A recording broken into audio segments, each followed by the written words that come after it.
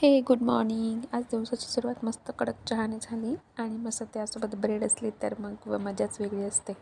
So मी माझ्या बाळासाठी नाश्ता तयार केला होता. मी तो तिला दिला आणि त्यानंतर आम्ही सकाळी ती मस्त खेळत होती आणि आज आम्ही रविवार असल्यामुळे खिचडीचा बेत आमचा फिक्स असतो. माझं बाळ बघा किती सुंदर खेळतं ते.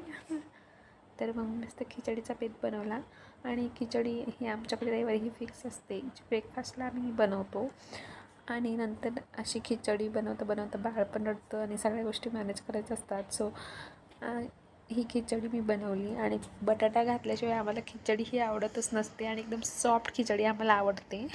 त्यानंतर ती खिचडी आम्ही मस्त परतून दिली.